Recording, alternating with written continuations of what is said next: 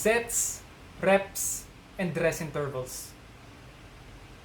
Now, these recommendations should be applicable for both men and women lifting weights.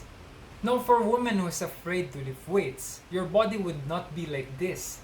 Instead, it will give you a much more toner look, just like this.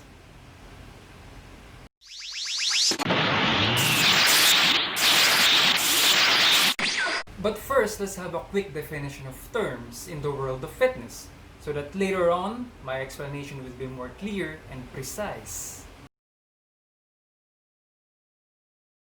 Training volume is the amount of work you do, like sets, reps, weight on a single workout. The quick formula to get training volume is to multiply sets times reps times weight.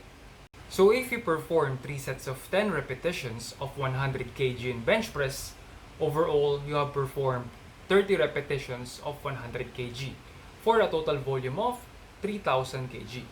Gets? Training intensity is the amount of weight you lift or how heavy. It is often defined as percentage of your 1 RM or your 1 repetition maximum. So this is the heaviest you can lift with proper technique on a single repetition. So if your 1 RM in deadlift is 100 kilos, then 80% of it would be 80 kg.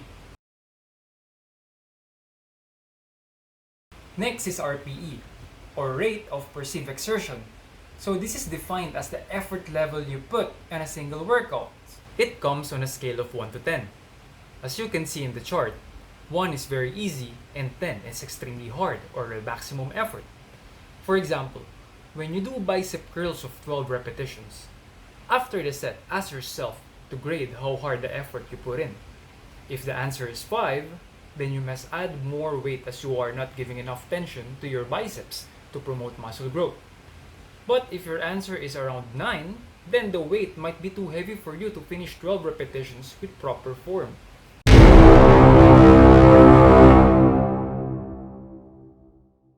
How many should I do to have a lean muscle? There is no magic number. Repetition protocols should be based on the nature of exercise, your body's condition, and most specifically, your goal. The number of repetitions you select has a huge impact on your body's adaptation towards training. Let's start with high intensity, or also known as low reps. This is the 1 to 5 rep range. Now, if your goal is to become more stronger, this rep range is perfect for you. This one will maximally increase your relative strength. You are expected to lift heavier weights with more sets for it to become effective. It requires skill and practice. That's why this I don't recommend to beginners. The goal of this training approach is to recruit as many motor units as possible to create force. This is typically known as the overload principle. If you do not apply this to your muscles, there's no reason for it to become stronger and bigger. The training intensity for this one would be 80 to 100%. Did you remember the 1 RM that I've told a while ago? The effort level, or the RPE, should be 8 to 10. Next, let's talk about the moderate intensity, or the medium rep range. This is 6 to 15 rep range. This is my personal favorite, as this is the best rep range for muscle hypertrophy or muscle growth. This rep range gives you an advantage to practice the technique, to polish the movement, and to engage the right target muscle group. This is also best and recommended for beginners as it improves the mind and muscle connection, or the muscle memory as what they call it. Training intensity for this one should be 60 to 80% with an RPE of 6 to 8. Last would be the low intensity or the high reps. Anything that is mostly more than 15 is considered high reps. This is best for improving work capacity and muscle endurance. Muscle endurance is defined as the ability of your muscles to perform or sustain repeated contractions for an extended period. This is intended for lighter weights. Training intensity would be 40 to 60% with an RPE of 4 to 6. Should I train to failure to maximize muscle growth? Yes. There are a number of studies stating that training to failure can lead to more muscle growth as it recruits more motor units. But your body might need longer recovery time and might affect your next performance on your next training session. So I suggest leave 1 to 3 repetitions on the tank close to failure. Recent study shows that training close to failure is as effective as taking sets to failure. But if you are an experienced lifter, then train as hard as you can with the proper technique, as you can benefit from it. The only concern that I have on training to failure is the wrong technique and execution, which might lead to injury. Sets, or the group of consecutive repetitions. The overload principle suggests that multiple set systems produce faster and greater gains when it comes to strength, muscle mass, and power. 10 to 20 sets per body part per week would be a good ballpark range for most lifters. Say for example you are doing chest twice in a week and you have decided on a single workout to train 3 exercises of chest with 3 sets each. That would give you 3, 6, 9.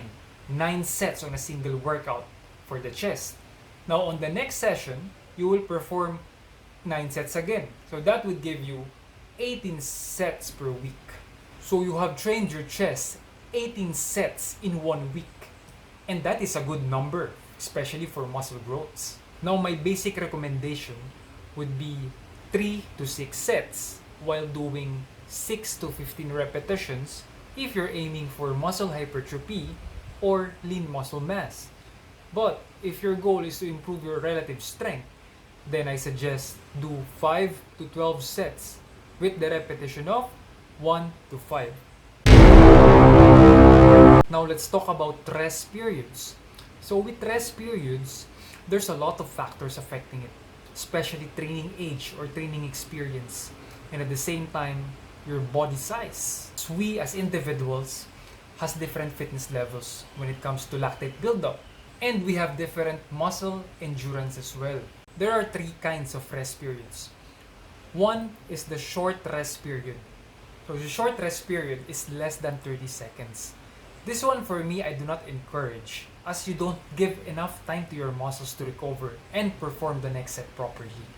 So now we are talking about building lean muscle mass, okay? We're not talking about heat, we're not talking about Tabata, we are not improving your cardiovascular fitness here.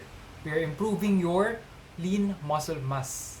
Next is the moderate rest period, or 60 to 120 seconds rest.